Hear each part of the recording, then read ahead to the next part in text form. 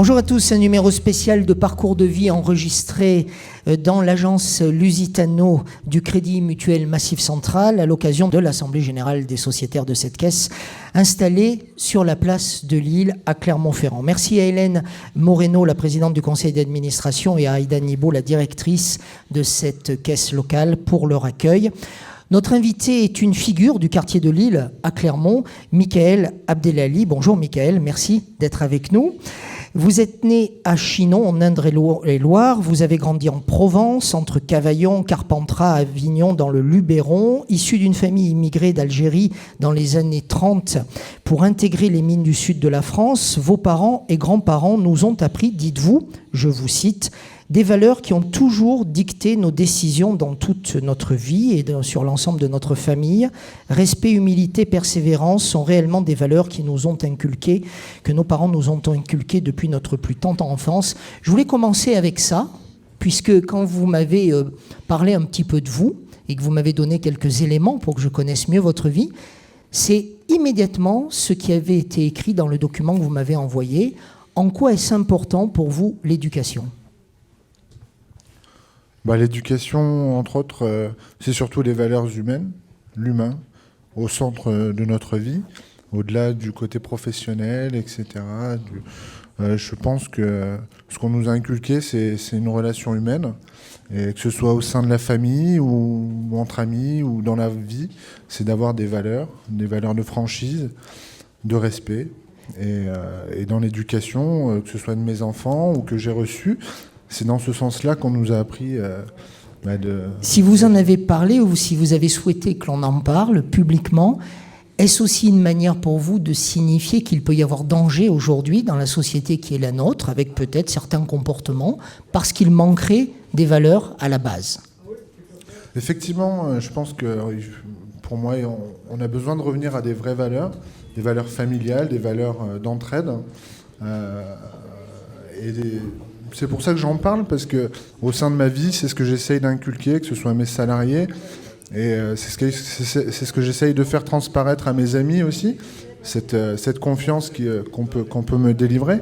Donc effectivement, tout ça découle de mon éducation et puis de mon parcours de vie aussi, bien évidemment. Alors on va parler de votre parcours professionnel avec deux grandes réussites, avec des engagements concluants dans le monde des supermarchés et de la restauration du burger traditionnel. C'est en cela que je dis que j'ai devant moi une figure du quartier de Lille, mais bien au-delà du quartier de Lille, de Clermont-Ferrand. D'abord, on revient un petit peu sur votre arrivée dans le monde des supermarchés. Vous étiez sur Paris, vous reveniez régulièrement dans votre Provence natale, et puis une connaissance, comme l'on dit, hein. Parfois il y a des rencontres dans la vie comme ça qui changent nos vies à nous.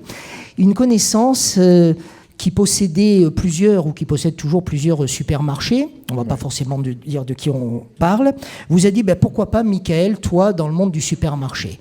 Qu'est-ce qui a fait qu'à un moment donné, cet homme a décelé en vous celui qui pourrait rendre service à cette chaîne de supermarchés ?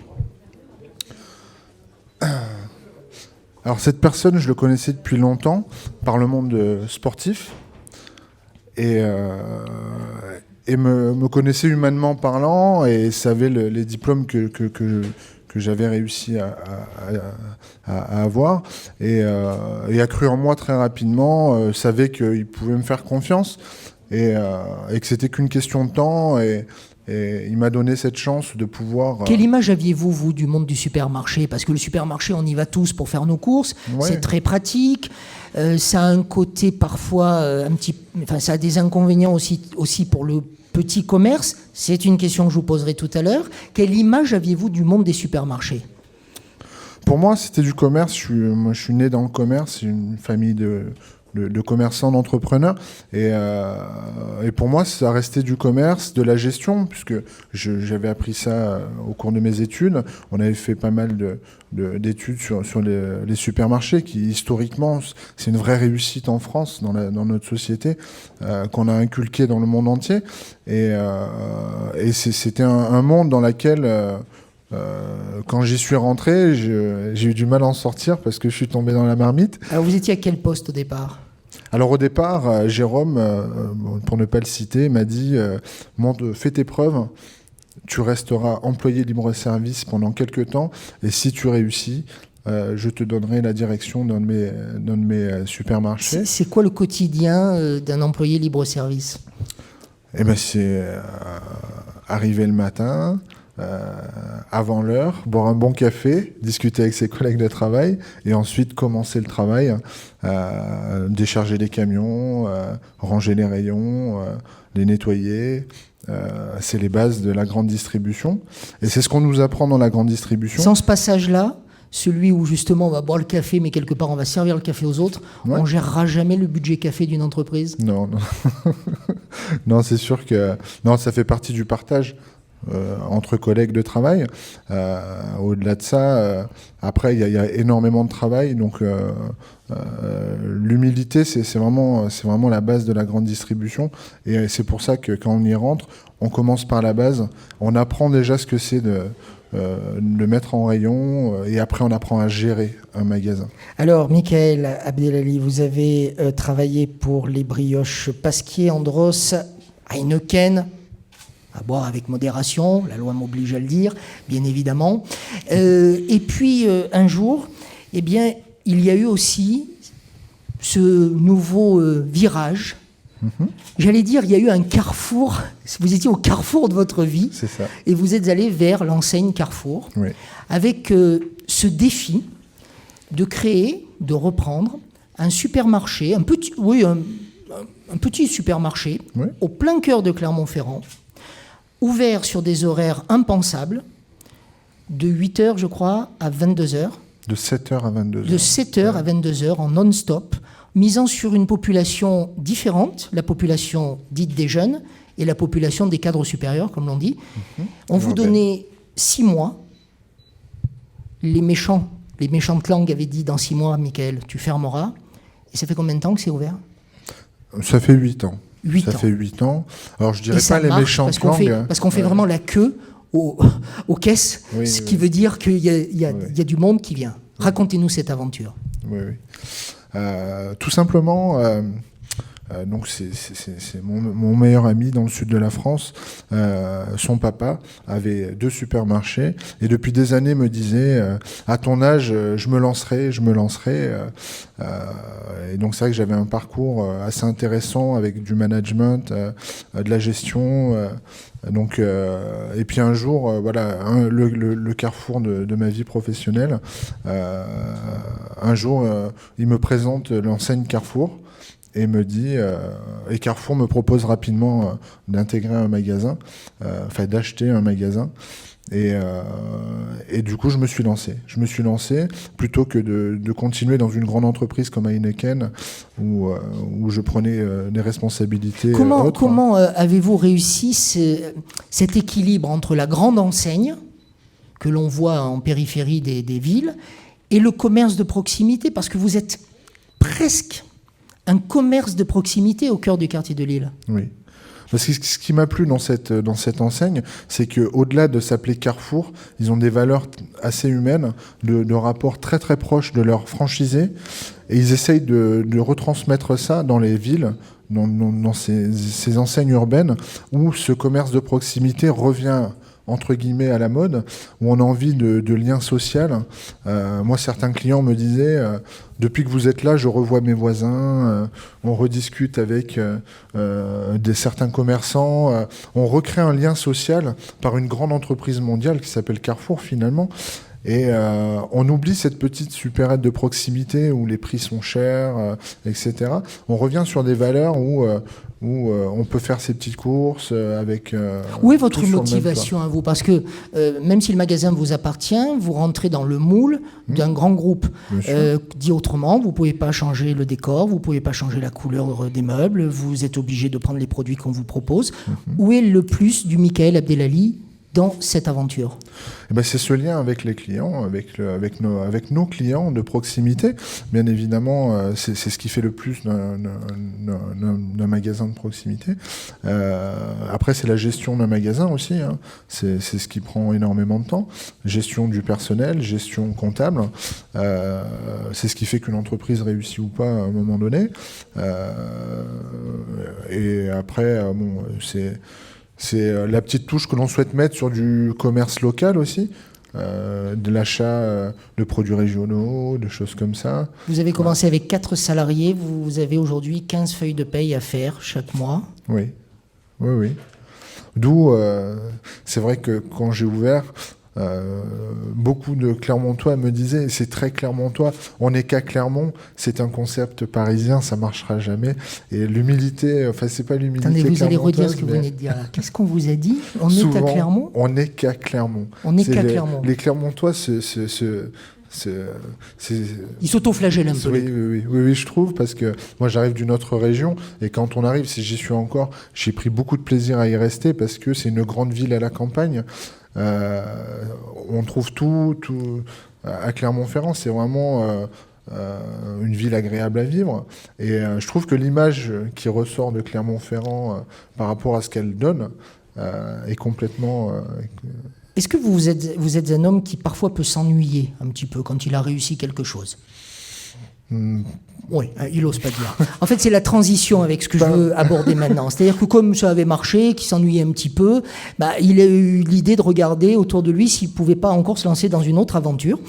Et il a créé un restaurant de burgers traditionnel, juste à côté d'ailleurs de ce fameux emplacement du Carrefour. Ça c'était voulu ou c'est le hasard, ça, de l'immobilier? Alors non, en fait, l'idée c'était d'ouvrir dans un premier temps sur Avignon, je voulais retrouver mes racines, et puis dans un deuxième temps sur Jaude. Ensuite, on est revenu en arrière parce qu'on s'est dit à Jaude, il y a beaucoup de concurrence.